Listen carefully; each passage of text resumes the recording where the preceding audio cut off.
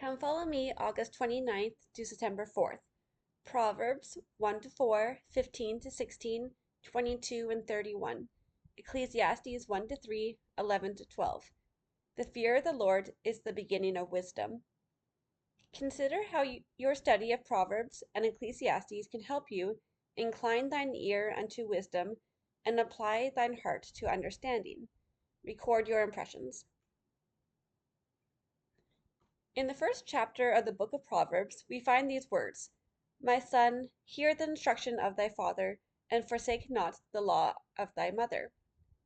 Proverbs can be seen as a collection of wise sayings from a loving parent, whose main message is that blessings of peace and prosperity come to those who seek wisdom, particularly the kind of wisdom God offers. But Proverbs is followed by the book of Ecclesiastes, which seems to say it's not that simple. The preacher quoted in Ecclesiastes observed that he gave his heart to know wisdom, but still found vexation of spirit and much grief. In a variety of ways, the book asks, can there be real meaning in a world where everything seems vain, temporary, and uncertain? And yet, while the two books look at life from different perspectives, they teach similar truths. Ecclesiastes declares, Let us hear the conclusion of the whole matter, fear God and keep his commandments, for this is the whole duty of man. This is the same principle found throughout Proverbs. Trust in the Lord with all thine heart. Be not wise in thine own eyes, fear the Lord. No matter what life holds, even when it seems confusing and random, it is always better when we trust in the Lord Jesus Christ. For an overview of these books, see Proverbs, Book of, and Ecclesiastes in the Bible Dictionary. Old Testament Student Manual. Introduction. The book of Proverbs and Ecclesiastes are sometimes called the wisdom literature.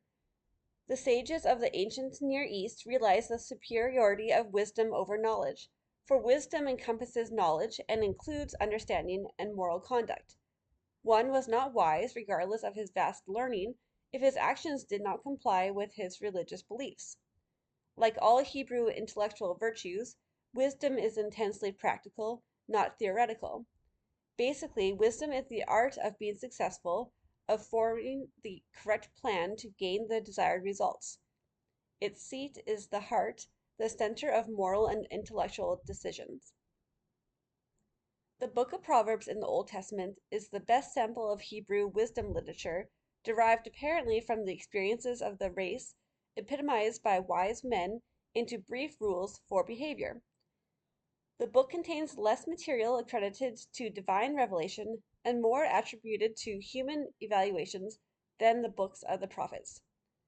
As to Solomon's authorship of Proverbs, he is said in 1 Kings 4:33 to have spoken thousands of them, covering all facets of the relationships of nature, man, and God. Whether the extant Proverbs in the Bible include all of them, and whether all that are attributed to him are really his, would be difficult to tell now. In any case, Proverbs chapters 1 to 9 are entitled Proverbs of Solomon. They are largely in the form of advice from a father to his son, but include also some long poems about wisdom. Example chapter 8, wherein wisdom is personified and seems to be not an abstraction but a personality, a member of the Godhead. Chapters 10 to 22 verse 16 are appropriately entitled Proverbs of Solomon, for they contain only the formal pithy little poetic couplets that are by definition proverbs proper. From 22:17 to the end of chapter 24, there are a variety of longer admonishments and maxims on matters moral and social. Chapters 25 to 29 also constitute a unit called Proverbs of Solomon. Chapter 30 is called the Words of Agur, and chapter 31 the Words of King Lemuel. To the Scriptures. The Proverbs, chapter 1. The fear of the Lord is the beginning of knowledge. If sinners entice you, do not consent. Those who hearken to wisdom will dwell safely. The Proverbs of Solomon, the son of David, king of Israel. Old Testament Student Manual, Proverbs 1:1, who wrote the book of Proverbs. The general title is The Proverbs of Solomon the son of David.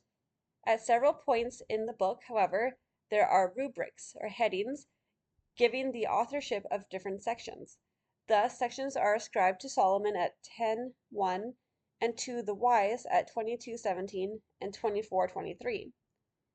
At 25:1 there is the rubric, "These also are Proverbs of Solomon, which the men of Hezekiah king of Judah copied."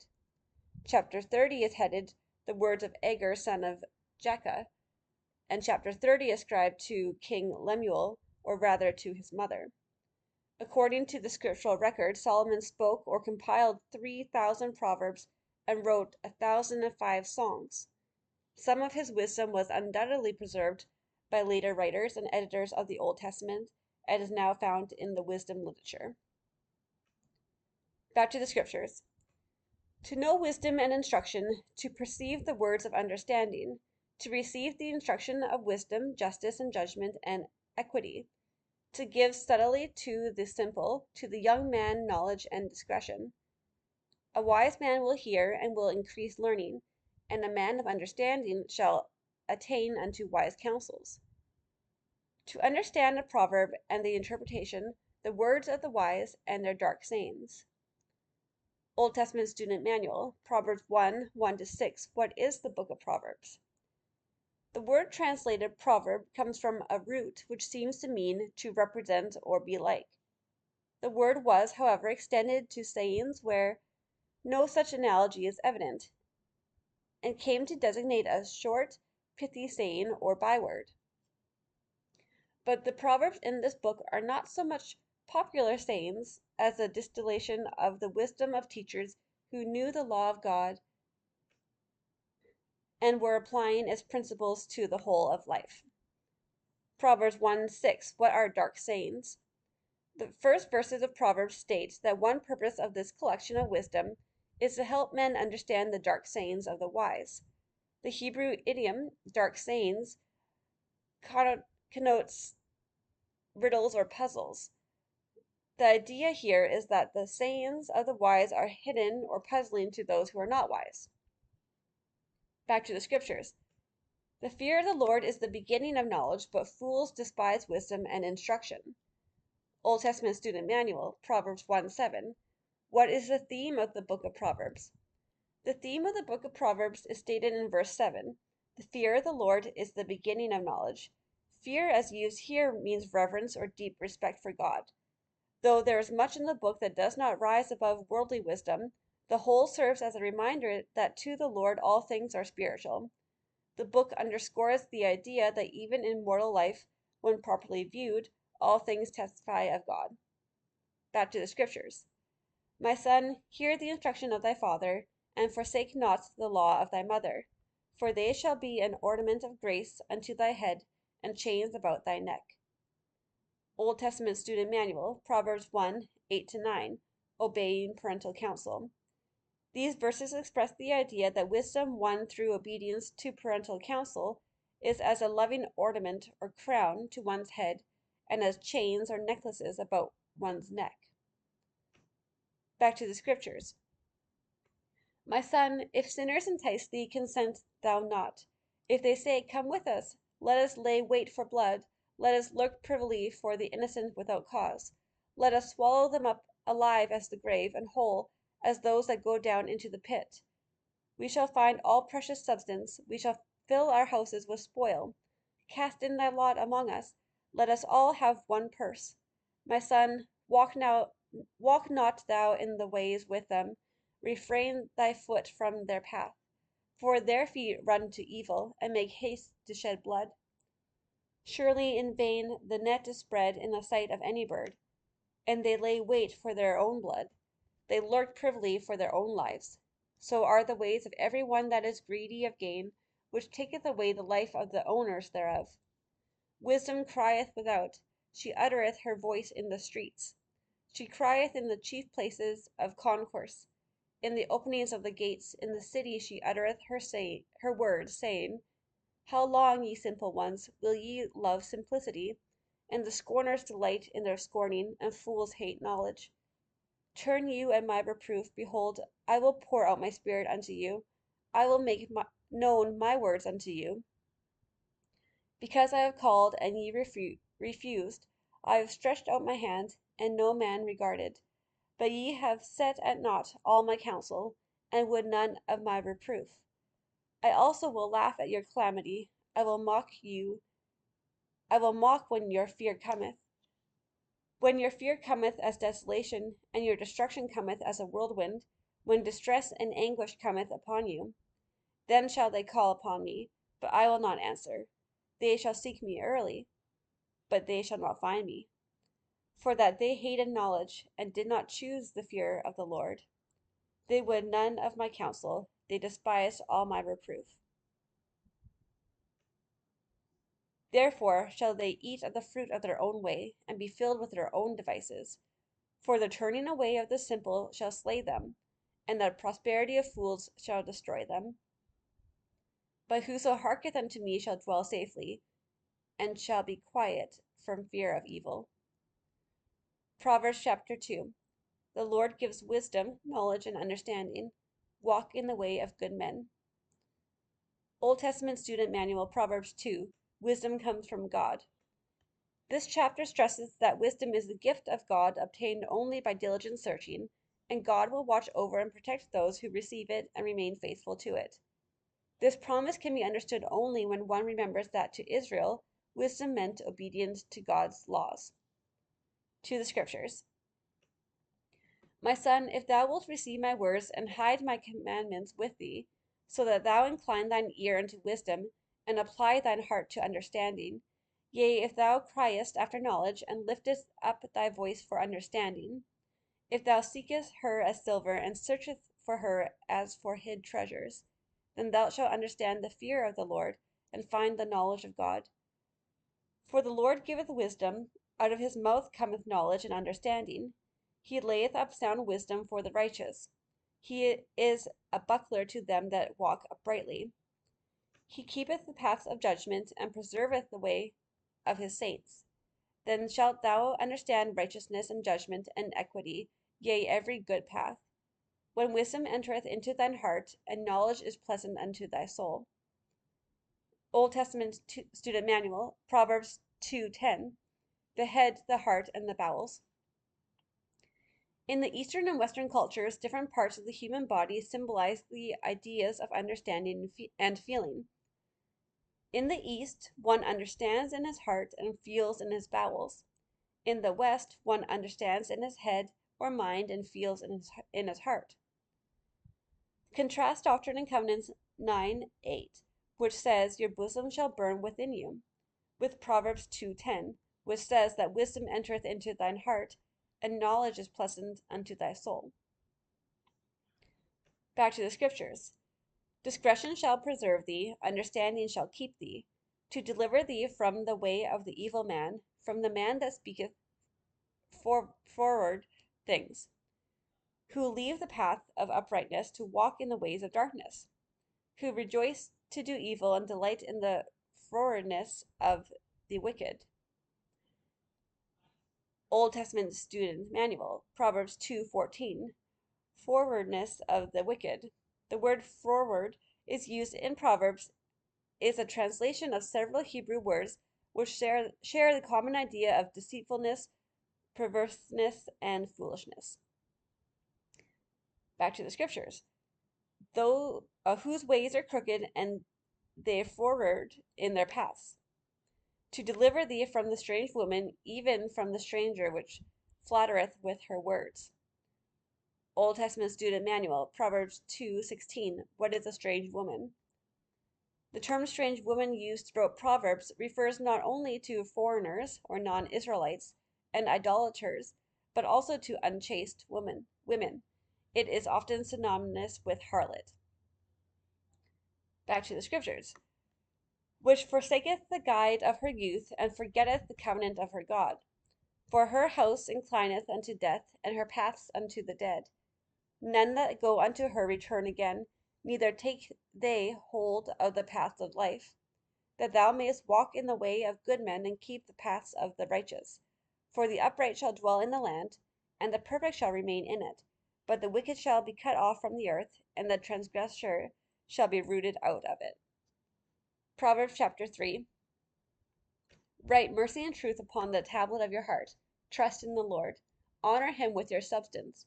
Whom the Lord loves, he corrects. Happy is the man who finds wisdom. My son, forget not my law, but let thine heart keep my commandments. For length of days and long life and peace shall they add to thee. Let not mercy and truth forsake thee. Bind them about thy neck, write them upon the table of thine heart. So shalt thou find favor and good understanding in the sight of God and man. Trust in the Lord with all thine heart, and lean not unto thine own understanding. In all thy ways acknowledge him, and he shall direct thy paths. Be not wise in thine own eyes. Fear the Lord and depart from evil. Old Testament Student Manual, Proverbs 3, 5-7. Trust in the Lord. President N. Eldon Tanner often quoted Proverbs 3, 5-7.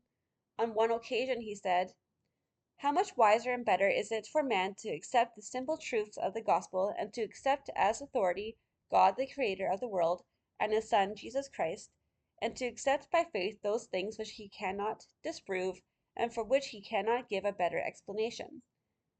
He must be prepared to acknowledge that there are certain things, many, many things, that he cannot understand. How can we deny or even disbelieve God when we cannot understand even the simplest things around us? How the leaf functions, what electricity is, what our emotions are, when the spirit enters the body, and what happens to it when it leaves? How can we say that because we do not understand the resurrection, that there is not or cannot be a resurrection? We are admonished to trust in the Lord with all thine heart, and lean not unto thine own understanding. And we are warned, woe unto them that are wise in their own eyes, and prudent in their own sight. Back to the scriptures. It shall be health to thy navel and marrow to thy bones. Honor the Lord with thy substance, and with the first fruits of all thine increase. So shall thy barns be filled with plenty, and thy presses shall burst out with new wine. My son, despise not the chastening of the Lord, neither be weary of his correction. For whom the Lord loveth he correcteth, even as a father the son in whom he delighteth. Old Testament Student Manual, Proverbs 3, 11-12. Despise not the chastening of the Lord. These verses sound an often repeated theme in the scriptures. The Lord frequently chastens his children to help them grow and progress spiritually. Back to the scriptures. Happy is the man that findeth wisdom, and the man that getteth understanding. For the merchandise of it is better than the merchandise of silver, and the gain thereof than fine gold. She is more precious than rubies, and all the things thou canst desire are not to be compared unto her. Length of days is in her right hand, and in her left hand riches and honor. Her ways are ways of pleasantness, and all her paths are peace. She is a tree of life to them that lay hold upon her, and happy is every one that retaineth her. The Lord by wisdom hath founded the earth, by understanding hath he established the heavens. By his knowledge the depths are broken up, and the clouds drop down the dew. My son, let not them depart from thine eyes. Keep sound wisdom and discretion. So shall they be life unto thy soul, and grace unto thy neck. Then shalt thou walk in thy ways safely, and thy foot shall not stumble. When thou liest down, thou shalt not be afraid. Yea, thou shalt lie down, and thy sleep shall be sweet. Be not afraid of sudden fear, neither of the desolation of the wicked when it cometh. For the Lord shall be thy confidence, and shall keep thy foot from being taken. Withhold not good from them to whom it is due, when it is in the power of thine hands to do it. Say not unto thy neighbor, Go and come again, and tomorrow I will give, when thou hast it by thee. Devise not evil against thy neighbor, seeing he dwelleth securely by thee. Strive not with a man without cause, if he have done thee no harm. Envy thou not the oppressor, and choose none of his ways. For the froward is abomination to the Lord, but his secret is with the righteous. The curse of the Lord is in the house of the wicked, but he blesseth the habitation of the just. Surely he scorneth the scorners, but he giveth grace unto the lowly. The wise shall inherit glory, but shame shall be the promotion of fools. Proverbs chapter 4. Keep the commandments and live. With all your getting, get understanding. Go not in the way of evil men. Hear, ye children, the instruction of a father, and attend to know understanding. For I give you good doctrine, forsake ye not my law. For I was my father's son, tender and only beloved in the sight of my mother. He taught me also, and said unto me, Let thine heart retain my words, keep my commandments, and live. Get wisdom, get understanding, forget it not, neither decline from the words of my mouth. Forsake her not, and she shall preserve thee. Love her, and she shall keep thee. Wisdom is the principal thing, therefore get wisdom, and with all thy getting, get understanding. Old Testament Student Manual, Proverbs 4:7. Get wisdom, the principal thing. After quoting Proverbs 4:7, Theodore M. Burton, the then assistant to the Council of the 12 Apostles, said, We must feed the spirit as well as the mind and as well as the body. I plead with our youth, get learning, and with all your getting, get understanding. Get learning of the spirit, get learning of the mind, get learning of the soul, and become a rounded man or a rounded woman, learned in all ways. For I testify to you this day that security, true security, comes from a knowledge of the divinity of Jesus Christ. This is the beginning of all learning and of all wisdom. This is the greatest knowledge, the greatest learning, the greatest comfort that man can have. If men have knowledge in their hearts, they can withstand all the vicissitudes of life. Back to the scriptures. Exalt her, and she shall promote thee. She shall bring thee to honor, when thou dost embrace her. She shall give to thine head an ornament of grace, a crown of glory shall she deliver to thee. Hear, O my son, and receive my sayings, and the years of thy life shall be many. I have taught thee in the way of wisdom, I have led thee in right paths. When thou goest, thy steps shall not be straitened, and when thou runnest, thou shalt not stumble. Take fast hold of instruction, let her not go. Keep her, for she is thy life. Enter not into the path of the wicked, and go not in the way of evil men. Avoid it, pass not by it, turn from it, and pass away. For they sleep not, except they have done mischief, and their sleep is taken away, unless they cause some to fall. For they eat the bread of wickedness, and drink the wine of violence. But the path of the just is as the shining light, that shineth more and more unto the perfect day. The way of the wicked is as darkness, they know not at what they stumble. Old Testament Student Manual, Proverbs 4:18-19, Light for Darkness. President Brigham Young once commented on these verses. The life of a Christian is said to be full of pain, tribulation, sorrow, and excruciating torments, of fighting without and fears within, of anxieties, despair, gloominess, and mourning. His path is supposed to be spread with gins or snares, pitfalls, and uncertainties, but this is a mistake, for the path of the just is as the shining light that shineth more and more unto the perfect day, while the wicked is snared by the transgression of his lips, but the just shall come out of trouble. The faith I have embraced has given me light for darkness, ease for pain, joy and gladness for sorrow and mourning, certainty for uncertainty, hope for despair. Back to the scriptures.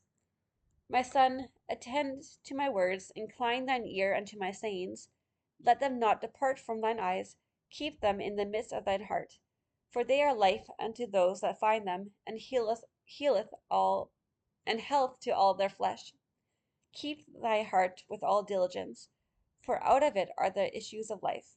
Put away from thee a froward mouth, and perverse lips put afar from thee. Let thine eyes look right on, and let thine eyelids look straight before thee. Ponder the path of thy feet, and let all thy ways be established. Turn not to the right hand, nor to the left. Remove thy foot from evil. Come follow me, Manual. Proverbs 4. Ponder the path of thy feet. Proverbs 4 describes wisdom and righteousness as a path or a way. As you read this chapter, you might find passages that help you ponder the path of thy feet and how your steps are drawing you closer to the Lord. For example, what do verses 11 to 12 and 18 to 19 teach about the blessings of following the right path? What do verses 26 and 27 mean to you? See also 2 Nephi 31, 18 to 21. Back to the scriptures. Proverbs chapter 15. A soft answer turns away wrath. A wise son makes a glad father. The thoughts of the wicked are an abomination to the Lord. Before honor comes humility. A soft answer turneth away wrath, but grievous words stir up anger.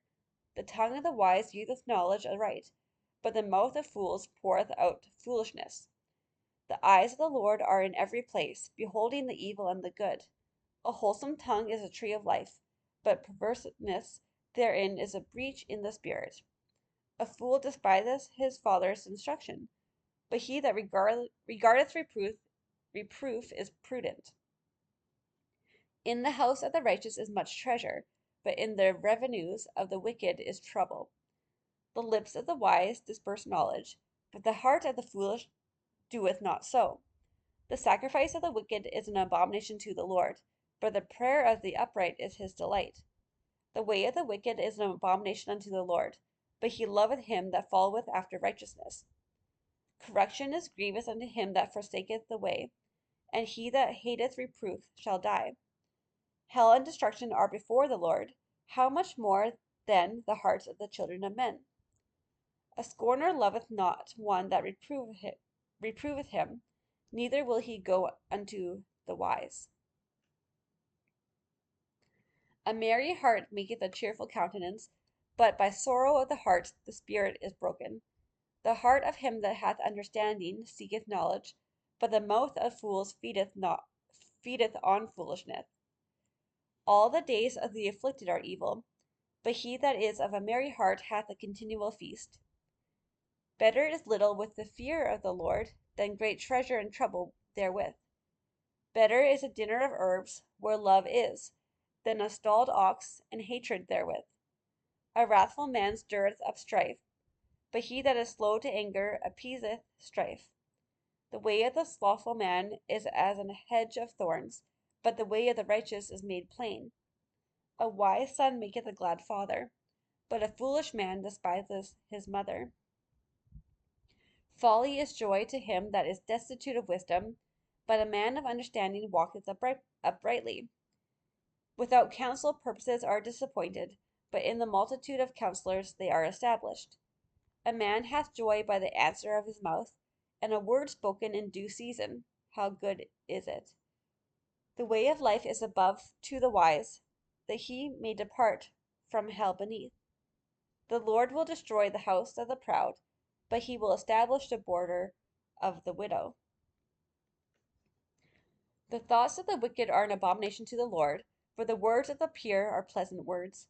He that is greedy of gain troubleth his own house, but he that hateth gifts shall live. The heart of the righteous studieth to answer, but the mouth of the wicked poureth out evil things. The Lord is far from the wicked, but he heareth the prayer of the righteous. The light of the eyes rejoiceth the heart, and a good report maketh the bones fat. The ear that heareth the reproof of life abideth among the wise. He that refuseth instruction despiseth his own soul, but he that heareth reproof getteth understanding. Old Testament Student Manual, Proverbs 15, 31 to 32. Reproof getteth understanding. Neil A. Maxwell, then Commissioner of Church Education, commented, "Our lifestyle must make allowance for that need to deal with reality in our own lives. In Proverbs we read, the disciple of Christ needs to expect the reproof of life and suffering, for suffering is that sweat that comes from working out our salvation." Suffering is on the agenda for each of us. Back to the scriptures. The fear of the Lord is the instruction of wisdom, and before honor is humility.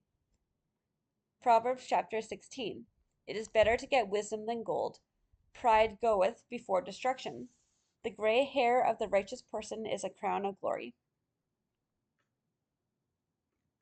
The preparations of the heart in man, and the answer of the tongue is from the Lord. All the ways of a man are clean in his own eyes, but the Lord weigheth the spirits. Commit thy works unto the Lord, and thy thoughts shall be established. The Lord hath made all things for himself, yea, even the wicked of the day of evil. Every one that is proud in heart is an abomination to the Lord. Though hand join in hand, he shall not be unpunished. By mercy and truth iniquity is purged, and by the fear of the Lord men depart from evil. When a man's ways please the Lord, he maketh even his enemies to be at peace with him. Better is a little with righteousness than great revenues without right. Old Testament Student Manual, Proverbs 16:8, Wealth and Righteousness. Volumes have been written about the dangers and temptations of wealth, but this simple statement summarizes the whole issue of wealth and righteousness. Back to the scriptures. A man's heart deviseth his way, but the Lord directs his steps. A divine sentence is in the lips of the king. His mouth transgresseth not in judgment. A just weight and balance are the Lord's. All the weights of the bag are his work. It is an abomination to kings to commit wickedness, for the throne is established by righteousness. Righteous lips are the delight of kings, and they love him that speaketh right. The wrath of a king is as messengers of death, but a wise man will pacify it. In the light of the king's countenance is life, and his favor is as a cloud of the latter rain. How much better is it to get wisdom than gold, and to get understanding rather to be chosen than silver? The highway of the upright is to depart from evil. He that keepeth his way preserveth his soul. Pride goeth before destruction, and a haughty spirit before a fall. Better it is to be of a humble spirit with the lowly, than to divide the spoil with the proud. He that handleth a matter wisely shall find good, and whoso trusteth in the Lord, happy is he. The wise in heart shall be called prudent, and the sweetness of the lips increaseth learning. Understanding is a wellspring of life unto him that hath it, but the instruction of fools is folly. The heart of the wise teacheth his mouth, and addeth learning to his lips. Pleasant words are as a honeycomb, sweet to the soul and health in the bones. There is a way that seemeth right unto a man, but the end thereof are the ways of death. He that laboureth for himself, for his mouth craveth it of him. An ungodly man diggeth up evil, and in his lips there is as a burning fire. A froward man soweth strife, and a whisperer separateth chief friends. A violent man enticeth his neighbour, and leadeth him into the way that is not good. He shutteth his eyes to devise froward things. Moving his lips, he bringeth evil to pass. The hoary head is a crown of glory, if it be found in the way of righteousness. Old Testament Student Manual, Proverbs 16:31. What is a hoary head? Hoary means white. Thus, this phrase could be translated as the gray hair of old age. Back to the scriptures. He that is slow to anger is better than the mighty, and he that ruleth his spirit than he that taketh a city. Old Testament Student Manual, Proverbs 16:32. Becoming master of oneself. President David O. McKay often spoke to the youth of the church about self-control and self-mastery. So the whole lesson is one of subduing, not just physical matter, that you might realize the ideal, but subduing your own passions and appetites, and conquering them. Some of you say we hear too much about keeping the word of wisdom. Why, it is one of the best lessons for the youth in all this world, and for the old. You reach out to indulge in certain things. Resist. Avoid creating an appetite for that which creates an appetite for itself. But beyond that, you develop the power to say no thank you, and the strength that comes to the character more than compensates for any immediate pleasure. I commend to you, young man and young woman, the virtue of self-mastery, if you would fulfill the true measure of your life in subduing, in order to realize the ideal, the spiritual development of your soul. Back to the scriptures. The lot is cast into the lap, but the whole disposing thereof is of the Lord. Come follow me, Manual. Proverbs 1-4, 15-16. Incline thine ear unto wisdom. The book of Proverbs is filled with the insights about wisdom. Consider marking the word wisdom and relate words like knowledge and understanding as you find them in these chapters. How do these chapters affect the way you think about wisdom? Based on what you find, how would you describe the wisdom that the Lord giveth? Consider how you are seeking the Lord's help to be wise in heart. What blessings come from God's wisdom? See also Proverbs 8-9, Matthew 7:24-27, and Matthew 25:1-13. Proverbs 15:1-2, 4, 18, and 28, and Proverbs 16:24-32. A soft answer turneth away wrath. Some of the Proverbs in chapter 15 and 16 may inspire you to improve the way you communicate with others, especially loved ones. For example, think about specific times when you could have used a soft answer rather than grievous words. How does the counsel in Proverbs 16:24-32 help you think about the words you use? Consider this insight from Elder W. Craig Zwick. A soft answer consists of a reasoned response. Disciplined words from a humble heart. It does not mean we never speak directly or that we compromise doctrinal truth. Words that may be firm in information can be soft in spirit. Back to the scriptures, Proverbs chapter 22. A good name is better than riches. Train up a child in the way he should go. A good name is rather to be chosen than great riches, and loving favor rather than silver and gold. The rich and poor meet together. The Lord is the maker of them all. A prudent man foreseeth the evil and hideth himself, but the simple pass on and are punished. By humility and fear of the Lord are riches and honor and life. Thorns and snares are in the way of the froward. He that doth keep his soul shall be far from them. Train up a child in the way he should go, and when he is old, he will not depart from it. Old Testament Student Manual, Proverbs 22:6. What is the best way to train children? Bishop Victor L. Brown suggested that Proverbs 22:6 implies that parents must live the way they want their children to live. Josh Billings paraphrases this truth. To bring up a child in the way he should go, travel that way yourself. Throughout the church I hear, if we did not have problems with parents, we would not have them with the young people.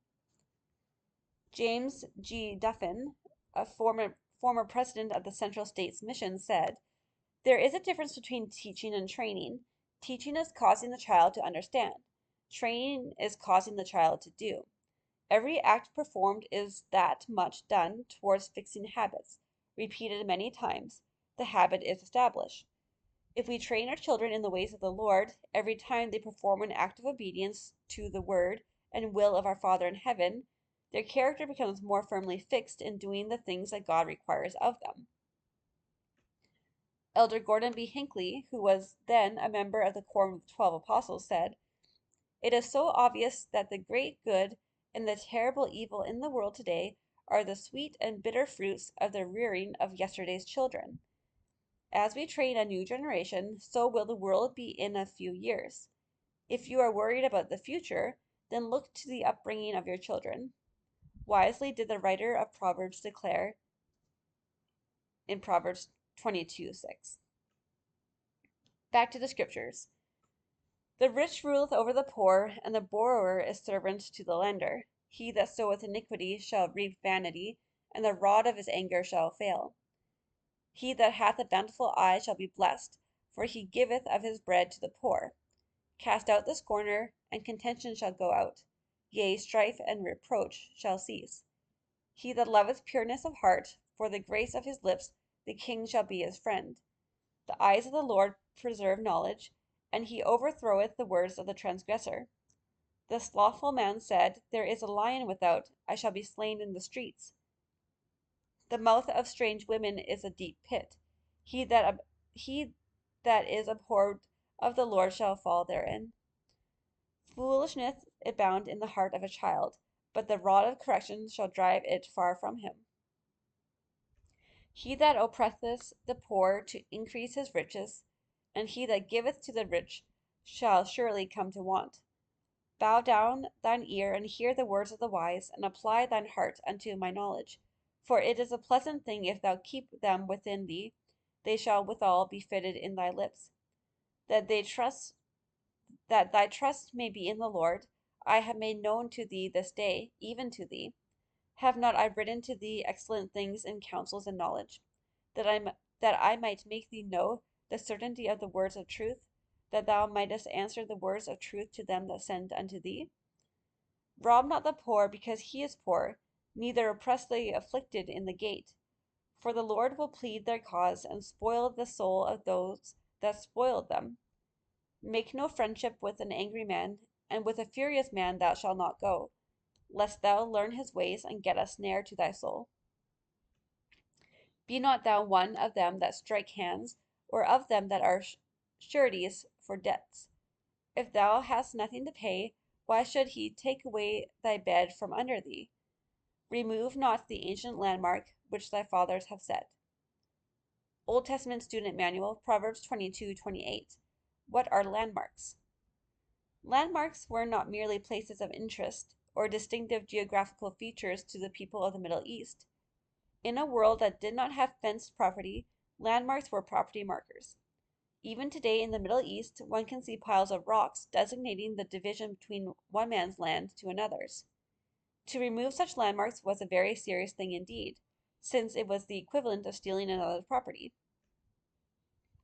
See also Proverbs 23:10. Back to the scriptures.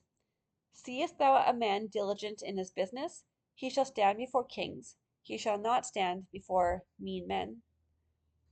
Proverbs chapter 31. Wine and strong drink are condemned. Plead the cause of the poor and needy. A virtuous woman is more precious than rubies. The words of King Lemuel, the prophecy that his mother taught him. What, my son, and what, the son of my womb, and what, the son of my vows? Give not thy strength unto women, nor thy ways to that which destroyeth kings. It is not the kings, O Lemuel, it is not for kings to drink wine, nor for princes strong drink, lest they drink and forget the law, and pervert the judgment of any of the afflicted. Give strong drink unto him that is ready to perish, and wine unto those that be of heavy hearts. Let him drink and forget his poverty, and remember his misery no more. Open thy mouth for the dumb in the cause of all such as are appointed to destruction. Open thy mouth, judge righteously, and plead the cause of the poor and needy. Who can find a virtuous woman? For her price is far above rubies. The heart of her husband doth safely trust in her, so that he shall have no need of spoil. She will do him good, and not evil all the days of her life. She seeketh wool and flax, and worketh willingly with her hands. She is like the merchant's ship. She bringeth her food from afar. She riseth also while it is yet night, and giveth meat to her household, and a portion to her maidens. She considereth a field, and buyeth it. With the fruit of her hands she planteth a vineyard.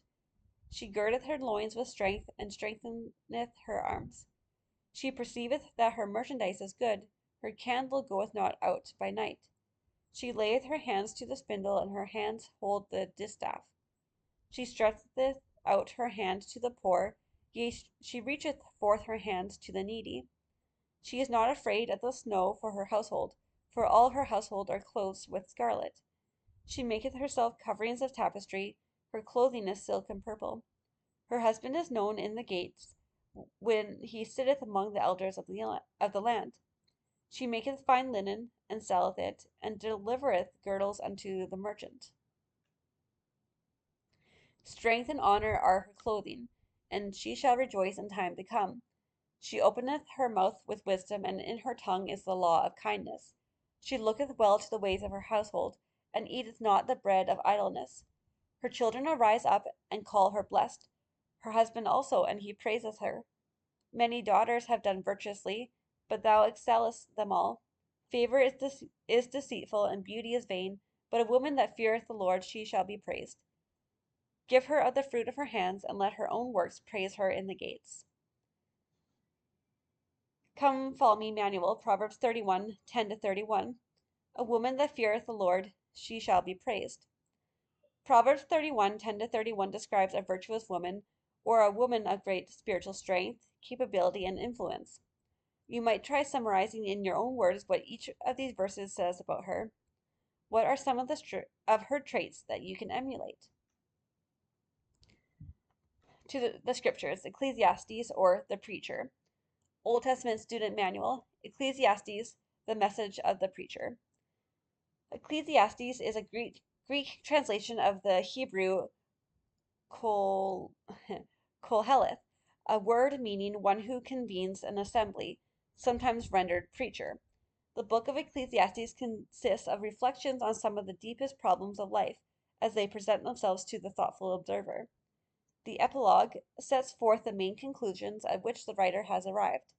The author describes himself as son of David, king in Jerusalem. The book of Ecclesiastes seems permeated with a pessimistic flavor, but must be read in the light of one of its key phrases, under the sun, meaning from a worldly point of view. The term vanity also needs clarification, since, as used in Ecclesiastes, it means transitory or fleeting. Thus, the preacher laments that, as things appear from the point of view of the world, everything is temporary and soon gone. Nothing is permanent. It is in this light also that the reader must understand chapter 9, verse 5 and 9:10, which declare that the dead know not anything, and there is no knowledge in the grave. These should not be construed as theological pronouncements on the condition of the soul after death. Rather, they are observations by the preacher about how things appear to men on the earth under the sun. The most spiritual part of the book appears in chapters 11 and 12, where it is concluded that the only activity of lasting and permanent value comes from the obedience to God's commandments, since all things will be examined in the judgment that God will render on man. To the Scriptures. Ecclesiastes chapter 1. Everything under the sun is vanity and vexation of spirit. He who increases in knowledge increases in sorrow. The words of the preacher, the son of David, king of Jerusalem. Vanity of vanities, saith the preacher, vanity of vanities, all is vanity. What profit hath a man of all his labor, which he taketh under the sun? One generation passeth away, and another generation cometh, but the earth abideth for ever. The sun also ariseth, and the sun goeth down, and hasteth to his place where he arose. The wind goeth toward the south, and turneth about unto the north. It whirleth about continually, and the wind returneth again according to his circuits. All the rivers run into the sea, yet the sea is not full. Unto the place from whence the rivers come, thither they return again. All things are full of labor, man cannot utter it. The eye is not satisfied with seeing, nor the ear filled with hearing. The thing that hath been, it is that which shall be, and that which is done is that which shall be done, and there is no new thing under the sun. Is there anything whereof it may be said, see, this is new? It hath already of old time which was before us. There is no remembrance of former things, neither shall there be any remembrance of things that are to come with those that shall come after. I, the preacher, was king over Israel in Jerusalem, and I gave my heart to seek and search out by wisdom concerning all things that are done under heaven. This sore travail hath God given to the sons of man to be exercised therewith. I have seen all the works that are done under the sun, and behold, all is vanity and vexation of spirit. That which is crooked cannot be made straight, and that which is wanting cannot be numbered. I communed with mine own heart, saying, Lo, I am come to great estate, and have gotten more wisdom than all they that have been before me in Jerusalem. Yea, my heart had great experience of knowledge and wisdom. And I gave my heart to know wisdom, and to know madness and folly. I perceived that this also is vexation of spirit. For in much wisdom is much grief, and he that increaseth knowledge increaseth sorrow. Ecclesiastes chapter 2. All the riches and wealth of the king are vanity and vexation of spirit. Wisdom is better than folly. God gives wisdom, knowledge, and joy to man. I said in mine heart, Go to now, I will prove thee with mirth. Therefore enjoy pleasure, and behold, this is also vanity. I said of laughter, It is mad, and of mirth, what doeth it? I sought in mine heart to give myself unto wine, yet acquainting mine heart with wisdom, and to lay hold on folly, till I might see what was that good for the sons of men, which they should do under the heaven all the days of their life. I made me great works, I builded me houses, I planted me vineyards, I made me gardens and orchards, and planted trees in them of all kinds of fruit. I made me pools of water, to water wherewith the wood that bringeth forth trees. I got me servants and maidens, and had servants born in my house. Also I had great possessions of great and small cattle, above all that were in Jerusalem before me. I gathered me also silver and gold, and the peculiar treasure of kings and of the provinces. I gat me men singers and women singers, and the delights of the sons of men, as musical instruments, and that of all sorts. So I was great, and increased more than all that were before me in Jerusalem. Also my wisdom remained with me. And whatsoever mine eyes desired, I kept not from them. I withheld not my heart from any joy, for my heart rejoiced in all my labor, and this was my portion of all my labor. Then I looked on all the works that my hands had wrought, and on the labor that I had labored to do, and behold, all was vanity and vexation of spirit. There was no profit under the sun. And I turned myself to behold wisdom, and madness, and folly. For what can the man do that cometh after the king? Even that which hath been already done. Then I saw that wisdom excelleth folly, as far as light excelleth darkness. The wise man's eyes are in his head, but the fool walketh in darkness. And I myself perceived also that one event happeneth to them all. Then I said in my heart, As it happeneth to the fool, so it happeneth even to me. And why was I then more wise? Then I said in my heart, that this also is vanity. For there is no remembrance of the wise more than of the fool forever, seeing that which now is in the days to come shall all be forgotten. And how dieth the wise man? As the fool. Therefore I hated life, because the work that is wrought under the sun is grievous unto me, for all is vanity and vexation of spirit. Yea, I hated all my labor which I had taken under the sun, because I should leave it unto the man that shall be after me.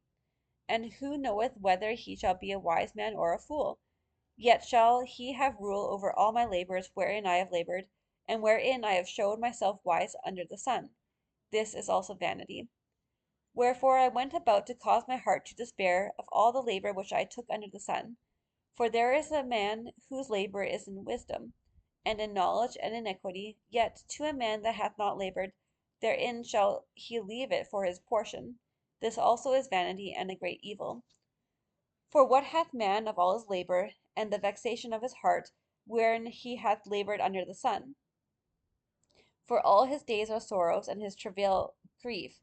Yea, his heart taketh not rest in the night. This is also vanity. There is nothing better for a man than that he should eat and drink, and that he should make his soul enjoyeth good in his labor. This also I saw, and it was from the hand of God. For who can eat, or who else can hasten hereunto more than I? For God giveth to a man that is good in his sight wisdom, and knowledge, and joy. But to the sinner he giveth travail, to gather and to heap up, that he may give to him that is good before God. This is also vanity and vexation of spirit. Ecclesiastes chapter 3. To everything there is a season. Whatever God does, it will be forever. God will judge the righteous and the wicked. To everything there is a season and a time to every purpose under heaven.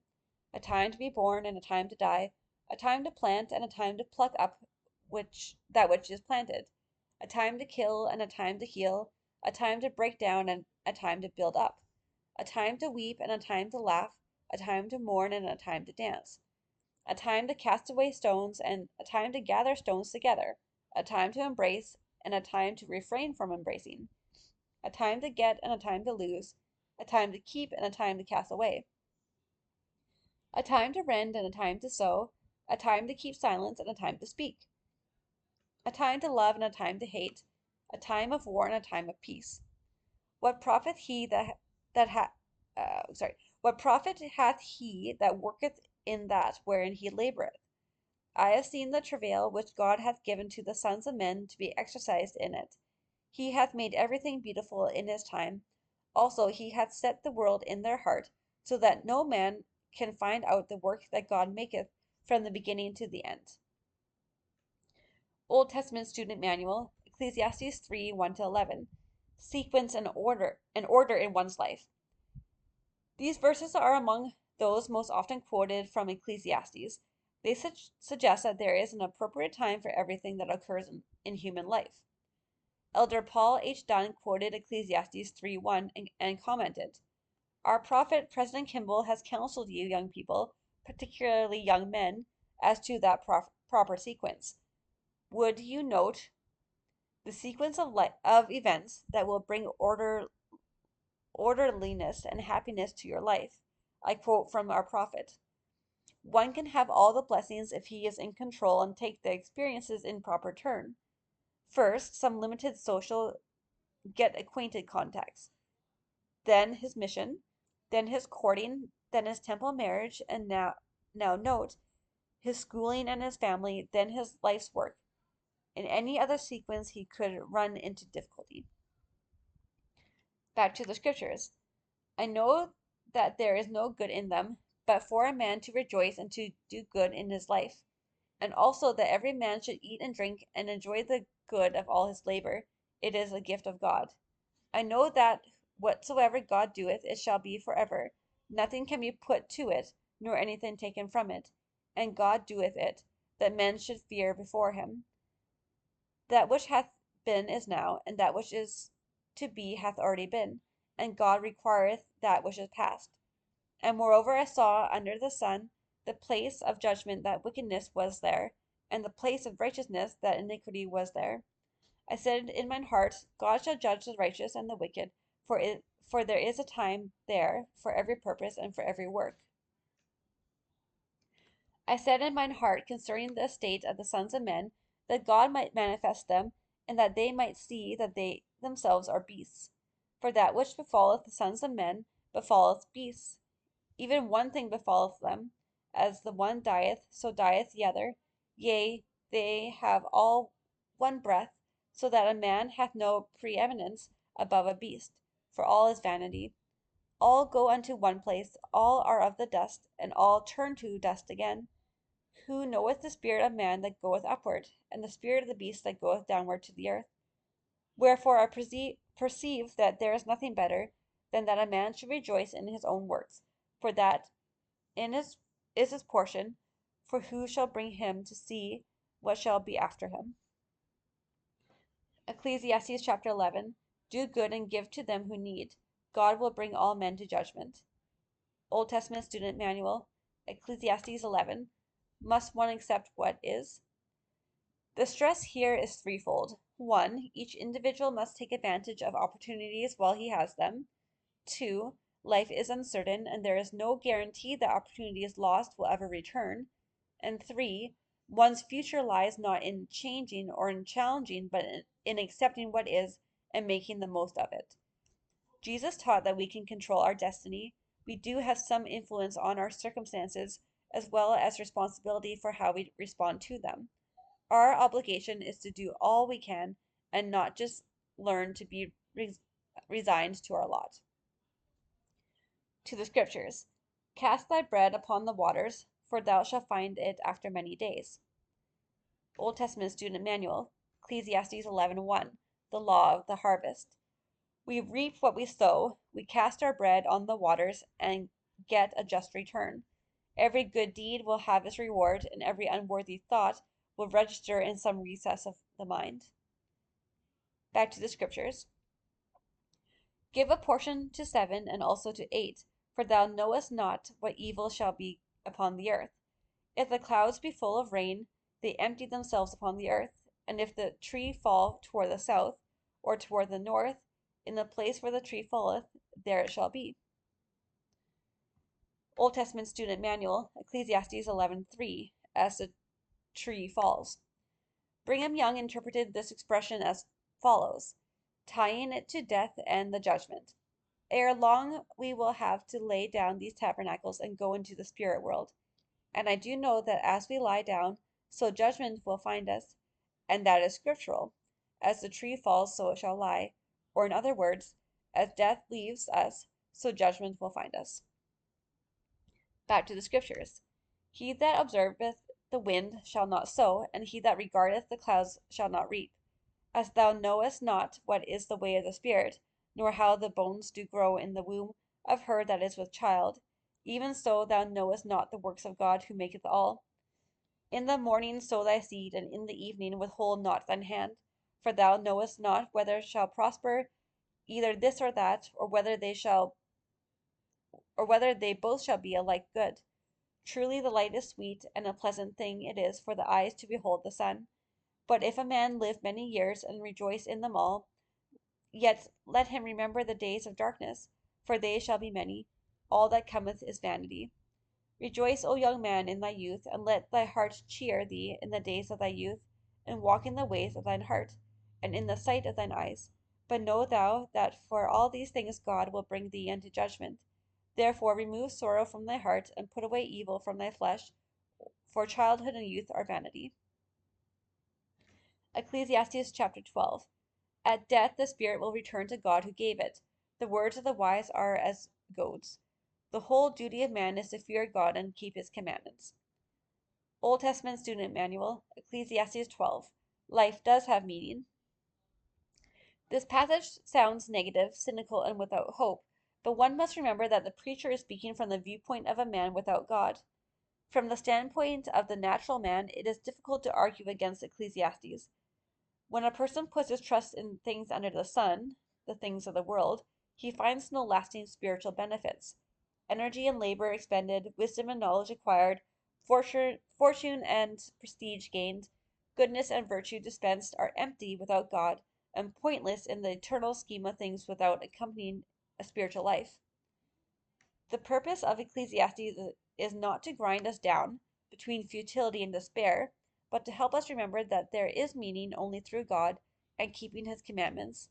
Otherwise, all is vanity. To the scriptures. Remember now thy Creator in the days of thy youth, while the evil days come not, nor the years draw nigh, when thou shalt say, I have no pleasure in them. While the sun or the light, or the moon or the stars be not darkened, nor the clouds return after the rain. In the day when the keepers of the house shall tremble, and the strong men shall bow themselves, and the grinders cease because they are few, and those that look out of the windows be darkened, and the doors shall be shut in the streets, when the sound of the grinding is low, and he shall rise up at the voice of the bird, and all the daughters of music shall be brought low. Also, when they shall be afraid of that which is high, and fear shall be in the way, and the almond tree shall flourish, and the grasshopper shall be a burden, and desire shall fail, because man goeth to his long home, and the mourners go about the streets. Or ever the silver cord be loosed, or the golden bowl be broken, or the pitcher be broken at the fountain, or the wheel broken at the cistern, then shall the dust return to the earth as it was, and the spirit shall return unto God who gave it.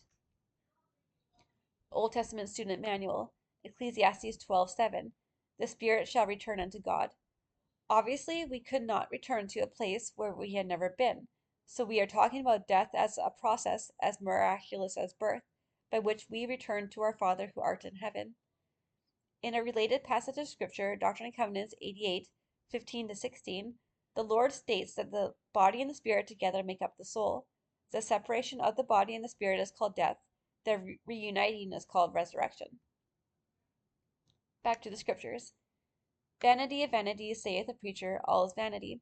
And moreover, because the preacher was wise, he still taught the people knowledge. Yea, he gave good heed, and sought out, and set in order many proverbs. The preacher sought to find it acceptable words, and that which was written was upright, even words of truth. Words of the wise are as goads, and as nails fastened by the masters of assemblies, which are given from one shepherd. And further, by these, my son, be admonished, of making many books there is no end, and much study is a weariness of the flesh. Let us hear the conclusion of the whole matter. Fear God and keep his commandments, for this is the whole duty of God. Old Testament Student Manual. Ecclesiastes 12:13. Fear God and keep his commandments. This one verse gives meaning to the entire book of Ecclesiastes. The preacher finally sums up his whole philosophy and tells us to fear God and keep his commandments, to put first things first, and all else will have meaning and not be just vanity. Life need not be empty or useless, spent in pursuing riches, fame, pleasure, or even wisdom. Elder Henry D. Taylor, an assistant to the Quorum of the 12, said, if we keep all of God's commandments, we will enjoy a feeling of calmness, serenity, and strength. This will serve as a bulwark to protect us against the winds and storms created by the tensions and uncertainties of present chaotic world conditions. We need not wait until we get to heaven to obtain peace and happiness. We can have heaven on earth here and now. Back to the scriptures. For God shall bring every work into judgment, with every secret thing, whether it be good or whether it be evil. Come follow me, Manual. Proverbs 1:7, 2:5, 16:6, 31:30, and Ecclesiastes 12:13. What is the fear of the Lord? Elder David A. Bednar explained, unlike worldly fear that creates alarm and anxiety, godly fear is a source of peace, assurance, and confidence. It encompasses a deep feeling of reverence, respect, and awe for the Lord Jesus Christ, obedience to his commandments, and anticipation of the final judgment and justice at his hand. Godly fear is loving and trusting in him. See also Proverbs 8:13. Come follow me, Manual. Ecclesiastes 1-3:12. Mortal life is temporary. Why is it valuable for you to remember that much in this world, as Ecclesiastes 1 and 2 asserts, is vanity, or temporary and often unimportant? What do you find in chapter 12 that gives life eternal value? Old Testament Student Manual, using the Proverbs as a guide for self-improvement. As you read the book of Proverbs and the book of Ecclesiastes, many gems of wisdom will attract your attention. Select the passages that are most important to you in your own pursuit of a more fulfilling life. Perhaps you need to work on one of the 7 deadly sins, as listed in Proverbs 6:16-19, or maybe you need to improve in an aspect of your life such as the following: taking school and homework more seriously, controlling your thoughts, controlling your temper, developing more self-control, accepting adversity with courage and hope, keeping your word, putting wealth and comfort in their proper perspectives. These are just a few suggestions. You select your own. Come follow me, Manual. Ideas for family scripture study and home evening. Proverbs. Your family might enjoy creating your own book of Proverbs, a collection of wise counsel from the scriptures and latter-day prophets. Proverbs 1:7, 2:5, 16:6, and Ecclesiastes 12:13-14. To help family members understand these verses, it might help to substitute the word fear with words like reverence, love, or obedience. How does this affect the way we think about these verses? How do we show that we fear the Lord? Proverbs 3:5-7. To help family members visualize what these verses teach, you could invite them to lean against something sturdy and stable like a wall. Then they could try leaning against something that is not sturdy like a broom. Why should we lean not unto our own understanding? How can we show that we trust Jesus Christ with all our hearts? Proverbs 15, 1-2, 18, and chapter 16, 24, and 32. How do our words affect the spirit in our home? Perhaps family members could practice giving a soft answer to grievous words and try to use what we learn in their interactions with each other. A song like Kindness Begins With Me could help reinforce this principle. For more ideas for teaching children, see this week's outline in Come Follow Me for primary. Suggested song, Where Love Is.